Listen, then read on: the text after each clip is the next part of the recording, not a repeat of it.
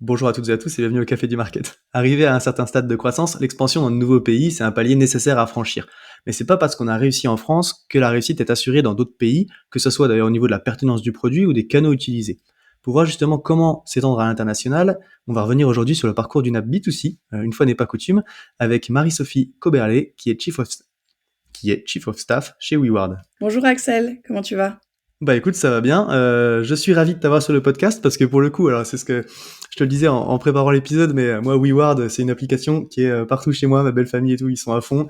Et donc c'est un plaisir de t'avoir pour voir un petit peu justement, retour d'expérience sur votre croissance. Pour ceux qui te connaîtraient pas et qui connaîtraient pas WeWard, peut-être, est-ce que tu peux te présenter en quelques mots, s'il te plaît?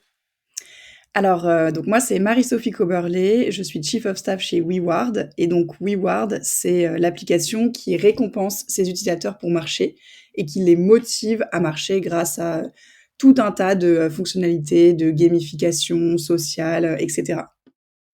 Yes, effectivement, et je vous invite à aller essayer. C'est très très marrant comme appli. Du coup, bon, après, on n'est pas là pour détailler et puis pour rentrer dans le détail de l'application, même si on va en parler un petit peu au fur et à mesure du sujet.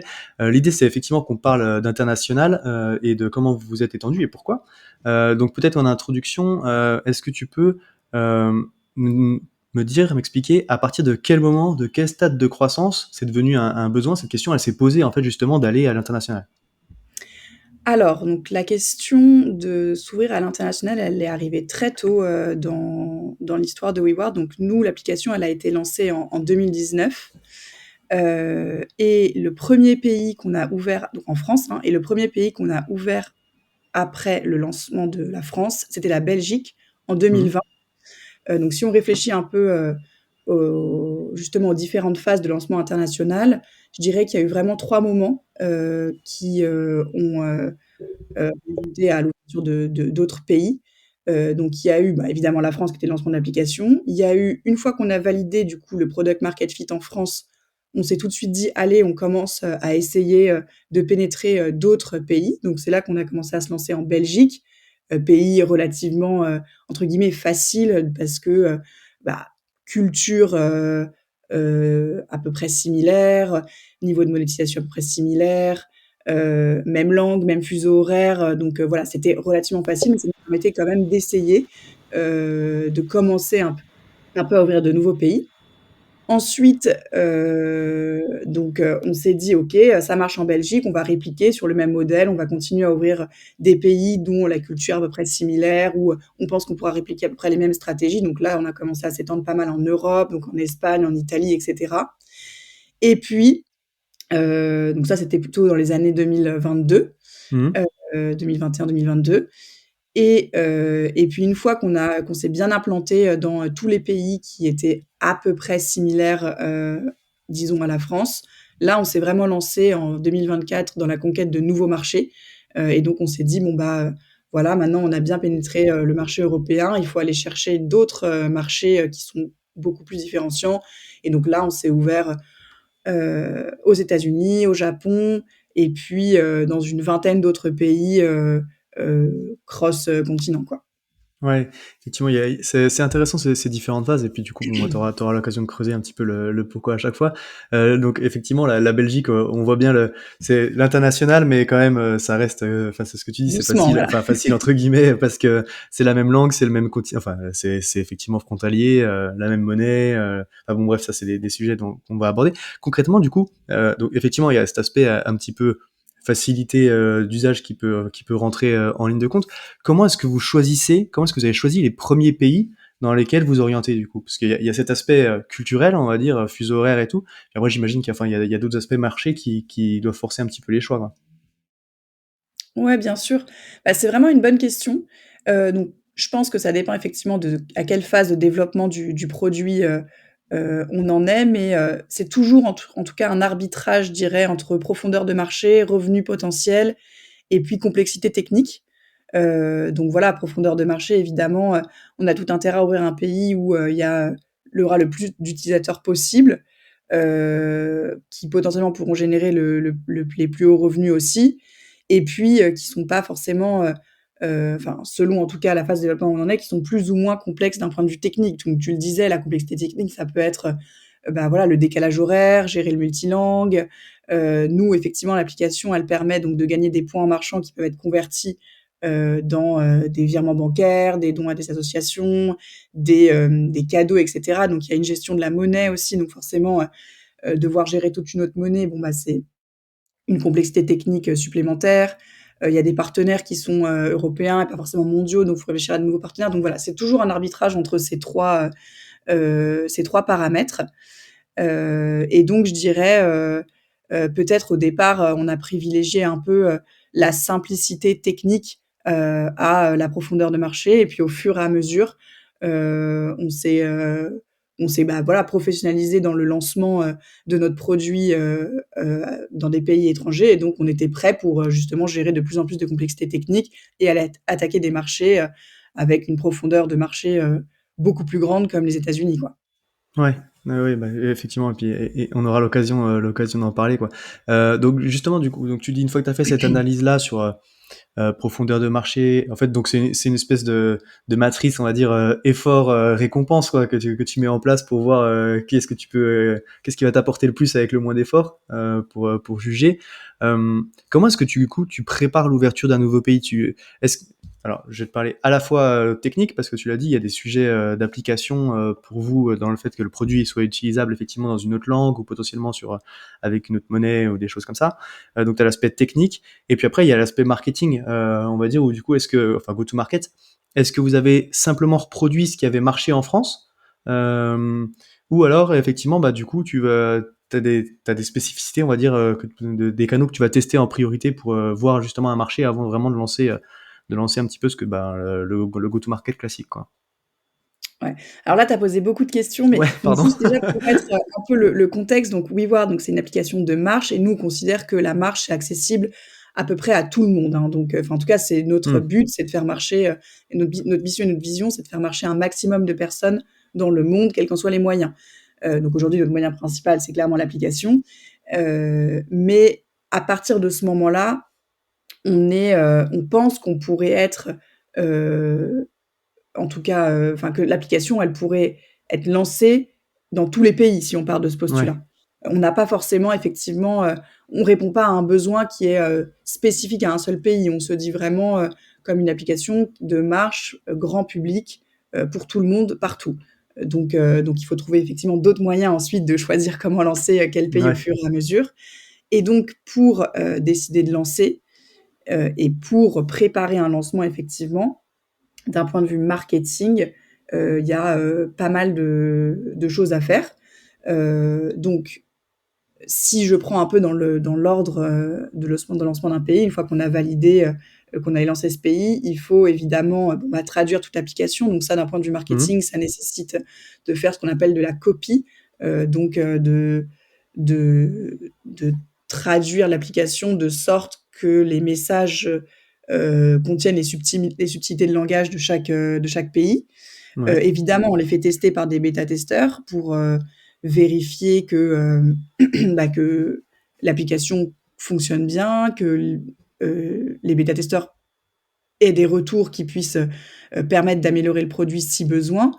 Et puis évidemment, il y a aussi toute la recherche de partenaires locaux pour les offres parce que comme on est une application qui permet de gagner des récompenses en marchand, il faut adapter les récompenses au pays et donc, bah, Mhm. voilà, il faut effectivement, contacter, donc, des associations locales, des partenaires, auprès de qui on peut, souscrire des offres à offrir à nos utilisateurs et cetera. Est-ce qu'on tente enfin, est-ce on reproduit simplement ce qui a marché en France? Alors, oui et non. Donc en France, effectivement, on a plus d'un Français sur 10, hein, maintenant qui utilise l'application. Donc, je dirais qu'en termes de stratégie go to market, on avait vraiment réussi quelque chose. Mhm. On a eu un énorme phénomène de viralité, principalement grâce, bah, à la presse et aux réseaux sociaux. Ok. Donc en termes de stratégie go to market, comme c'est quand même des stratégies qui sont à bas coût, quoi qu'il en soit, on essaye de les reproduire. Mais ce qui peut se passer quand même, dans certains pays et notamment dans la conquête de nouveaux marchés, c'est qu'il faut repenser le produit parce que le product market fit, au en Europe n'est pas forcément le même aux États-Unis, par exemple. Heu, en France, Et à l'époque, parce que c'était quand même 5 ans plus tôt, voilà, le fait de gagner des points et des récompenses en marchant, c'était quand même quelque chose d'assez exceptionnel et ça avait, presque autosuffi au phénomène de viralité. Aux États-Unis, par exemple, c'est complètement différent.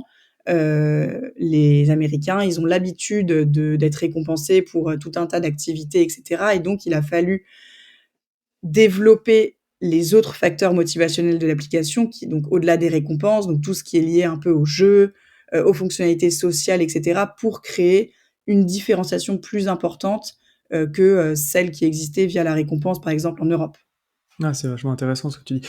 Juste pour revenir, au tout début enfin pas au tout début de ta réponse, mais quand tu parles de ce qui a marché en France, quand tu dis réseaux sociaux et presse, quand tu parles de réseaux sociaux, tu parles d'influence, de travail avec des influenceurs ou tu parles d'une mécanique de partage, UGC on va dire, générée par les utilisateurs?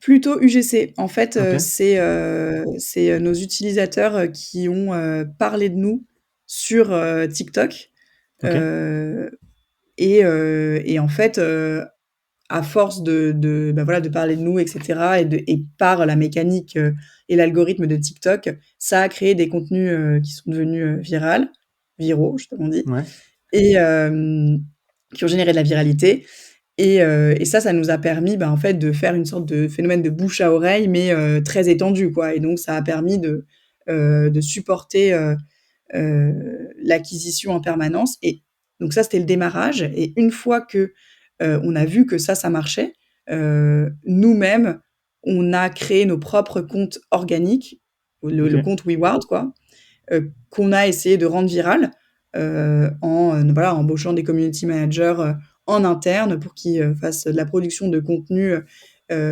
sur l'application, enfin à propos de l'application et ça a aussi super bien marché. Enfin, c'était vraiment, dès qu'on arrivait à faire du contenu un peu, trendy, innovant, fun, qui mettait en avant l'application, Ça bah, marchait. pendant, Mmh. plus, d'1 an et demi, c'était automatique, un contenu viral, c'était égal à, de l'acquisition d'utilisateurs, quoi. OK. Donc, si on reprend un petit peu les étapes, donc tu as l'adaptation du produit, tu as dit traduction avec, effectivement et ce que j'aime bien, c'est comme tu l'as dit, parce qu'en fait la traduction, il s'agit pas juste de traduire, mais il faut effectivement que le sens derrière et puis c'est de ce que tu dis effectivement soit bien conservé et enfin je sais pas si vous avez travaillé avec des natifs, mais tu vois c'est un conseil qu'on entend souvent effectivement sur l'ouverture de nouveaux pays, c'est qu'en fait c'est pas parce que toi tu parles anglais très bien que tu vas t'exprimer parfaitement avec les bonnes expressions comme un natif et du coup c'est important effectivement quand tu veux traduire pour avoir le bon sens et les bonnes expressions adaptées au pays. Donc traduction, bêta testing pour voir si effectivement les mécaniques de l'application elles fonctionnent bien dans le pays local où tu as des adaptations produits à faire. Recherche de partenaires locaux pour mettre en place, bon ça c'est l'écosystème un petit peu qui est lié aussi à votre offre quoi. Et la mécanique de récompense. Et après, donc c'est réseaux sociaux et presse pour essayer de générer la première traction on va dire à travers l'application. Voilà, exactement. C'est ce qu'on essaye de faire à chaque fois et à chacune de ces étapes, si on sent que, bah, voilà, il y a, quelque chose qui est bloquant au niveau du produit ou au niveau du marketing et ben, on itère, et OK. on essaye d'améliorer, en fait, on essaye de faire valider le produit, et puis ensuite on lance les stratégies go to market, et donc bah, évidemment, on lance ce qu'on a réussi, en Europe et puis, bah, si ça suffit pas, on itère et sur le produit, en amont, soit on a validé le product market fit et du coup, ça y est, on bombarde, Mmh. soit on sent qu'il faut faire quelques itérations et qu'il faut faire encore quelques changements et dans ce cas, on peaufine le produit jusqu'à, valider ce product market fit et ensuite on lance le go to market.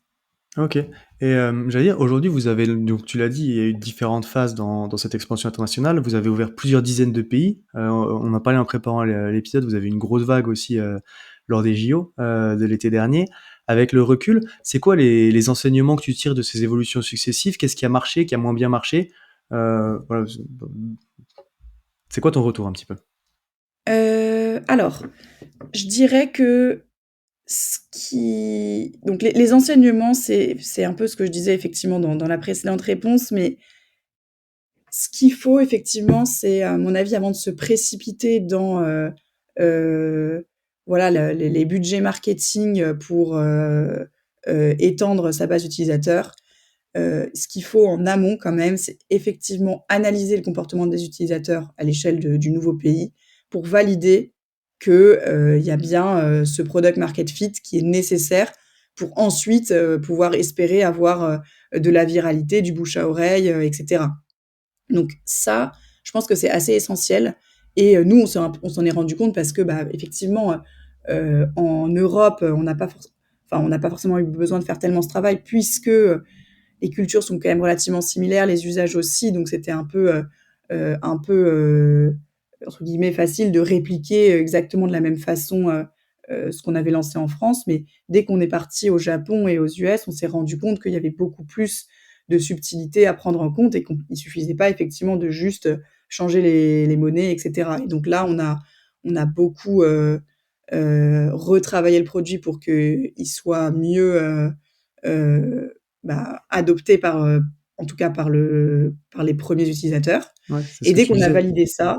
Ouais, pardon, j'allais rebondir parce que c'est quand même vachement intéressant parce que cette expérience-là, notamment sur les États-Unis aussi, parce que c'est ce que tu racontais, c'est qu'au final, votre proposition de valeur de base, euh, elle était, et ça, j'allais dire, on a tendance à dire que les États-Unis sont toujours un peu en avance par rapport à la France, mais en tout cas là, c'était clairement le cas, quoi. C'est que la mécanique qui faisait l'effet waouh en France, elle était pas du tout la même aux États-Unis, et du coup, tu as eu une vraie adaptation du produit avant de te lancer, quoi. Exactement, exactement. En tout cas, enfin, elle marche, hein, cette proposition de valeur, elle marche, enfin, le fait de gagner de l'argent en faisant quelque chose, ça marche, mais c'est pas suffisant. C'est pas suffisamment différenciant. Et donc effectivement, on a travaillé beaucoup sur, le développement de fonctionnalités qui permettent de soutenir la motivation à la marche d'une autre façon. Donc on a, en gros, nous, l'application, la façon dont elle marche, c'est que c'est un compteur de pas avec des paliers et quand on atteint des paliers, on gagne des points qu'on peut ensuite convertir contre des récompenses. Bon, bah, on a énormément, gamifié, ce compteur, de pas, pour que, là, il soit dynamique, soit plus personnalisé et cetera. On a développé, des fonctionnalités sociales avec un système de ligue par semaine où, on peut, entre guillemets, «faire la compétition» avec des utilisateurs qui ont le même niveau d'activité et cetera. Et donc ça contribue à la motivation à la marche. Enfin voilà, on a beaucoup, amélioré le produit, pour que les facteurs de motivation soient multiples et ne soient pas seulement, liés à la récompense. Et ça a été, effectivement, bah, voilà, un grand travail, pour trouver, un product market fit et valider un product market fit qui ensuite pourrait nous permettre de, bah, voilà, de faire du marketing et de l'acquisition, de façon, bah, rentable tout simplement. Hmm. Ok, oui, pardon, du coup, je t'ai coupé. Heu, Excuse-moi. Donc, tu disais non, non, pas de l'analyse des souci. comportements utilisateurs, valider le PMF. Voilà, Donc, donc c'était ça, je le pense que premier c'est vraiment quelque enseignement. chose qu'il faut faire, dès qu'on se lance, hein. Il faut vraiment, vérifier que le produit, il fonctionne bien, dans le pays et qu'il y a pas, des adaptations à faire, un peu plus, conséquentes que simplement de la traduction, disons. Hem Et puis après, il faut persévérer, hein. Une fois qu'on a validé ça, il faut persévérer sur le marketing. À mon a enfin, nous, notre learning, c'est que toutes les stratégies sont bonnes. On commence évidemment par les stratégies qui sont à peu près les moins coûteuses, donc les réseaux sociaux, la presse et cetera, la micro-influence, mais si ça marche pas, il faut persévérer. Il faut, tenter des nouveaux partenariats, il faut, si jamais c'est profitable, lancer de l'acquisition payante. Il faut, voilà, il faut avoir des idées, pour se dire: «OK, comment est-ce que, je pourrais, faire en sorte que mon produit, soit utilisé par, un maximum de personnes?» Et normalement, quand on a analysé ces utilisateurs, on sait aussi à peu près vers qui se diriger, qui pourrait, générer le plus de bouche à oreille et cetera. Hmm. Tu as 1 ou 2 exemples de pays, enfin, ou de marchés où en fait, le go-to-market, il est complètement différent? Là où, je sais pas, par exemple, tu disais que l'influence et enfin, les réseaux sociaux et la presse, ça avait très bien marché en France, et peut-être que ça a été un échec complètement dans un autre pays où vous avez beaucoup plus misé sur l'acquisition payante ou, est-ce que tu as remarqué des endroits où effectivement le go-to-market était très différent? Donc par exemple, en Allemagne, heu, les stratégies, de presse, par exemple, elles n'ont pas, suffisamment fonctionné pour nous parce qu'on s'est rendu compte que, l'actualité et la presse de manière générale, elle était très, liée à, un land, enfin un Länder quoi, en particulier, donc l'équivalent un peu de nos régions, des États fédéraux et cetera. Et donc voilà, et donc ça, cette stratégie, elle a moins marché en tout cas, enfin la presse, a beaucoup moins marché, aux États-Unis, puisqu'elle était beaucoup plus localisée. Et donc on s'est beaucoup plus, appuyé sur, l'acquisition payante, qui était plus facile aussi parce qu'aux en Allemagne, il y a un niveau de monétisation qui est plus élevé et donc qui nous permet d'acquérir des utilisateurs tout en restant rentable, quoi. OK, ouais, c'est marrant les spécificités locales, effectivement, à prendre en compte, quoi. OK, très cool. Bon, c'est super intéressant ces problématiques-là, enfin, qui sont au final aussi des problématiques produits, qui sont très intéressantes. J'allais si on devait un petit peu du coup, résumer, notre échange par rapport à tout ce que tu as pu dire et puis, au retour d'expérience, c'est quoi les conseils que tu mettrais en avant, que tu retiendrais pour justement un marketeur, qui doit préparer l'ouverture d'un pays? Déjà peut-être à quelle échelle ça se prépare dans le temps, tu vois, avant vraiment l'ouverture d'un pays? Et puis après, qu'est-ce que tu retiens de l'échange, quoi? Alors, je pense que selon la proximité du pays, le temps, nécessaire, varie, beaucoup, mais je pense que, voilà, il faut quand même se lancer, hein. C'est pas la peine de préparer l'ouverture pendant des années, enfin, si on décide de lancer, il faut lancer à mon avis, dans les, 3 mois qui viennent et ça se fait et après on itère, on peut très bien lancer un pays en se disant: «OK, on va un peu le tester» et ensuite, on peaufinera la stratégie marketing, mais ça nous permet quand même d'avoir, un produit testable et de pouvoir avoir des retours utilisateurs et à mon avis, c'est quand même ça le plus important, c'est d'écouter ses utilisateurs, d'analyser leur comportement, et de prendre en compte leur feedback pour être enfin, c'est ça en réalité à la fin qui permet de trouver ce fameux product market fit qui est nécessaire avant toute, stratégie marketing, à succès, quoi. On sait on pourra enfin, on peut dépenser des millions et des millions, mais si le produit il correspond pas aux attentes des utilisateurs, ça marchera pas à la fin. Donc il faut bien s'assurer que, le produit, il est adapté, au marché et ensuite, on se lance sur, du marketing à plus grande échelle. Ouais, OK, d'accord, c'est qu'on voit en fait, c'est un petit peu là, j'allais les conseils qu'on peut voir, à différents endroits, c'est que lancer son po pas se lancer le plus vite possible, on va dire, pour, échouer le plus vite possible et puis avoir les retours utilisateurs, en tout cas, le plus rapidement possible pour avoir vraiment, pouvoir vraiment adapter son offre, quoi. Exactement, exactement. OK, très cool. Bah, écoute, merci pour ce partage et ce retour d'expérience, Marie-Sophie. Si jamais il y a des petites questions pour toi, du coup, on peut te trouver, sur, LinkedIn, par exemple? Absolument. Très cool. Et ben, écoute, encore une fois, merci beaucoup, pour tout ça et puis, bah, du coup, moi, je te souhaite une bonne journée. Bah, merci beaucoup à toi aussi, c'était très intéressant et j'ai beaucoup apprécié notre échange et bonne journée à toi aussi. Salut.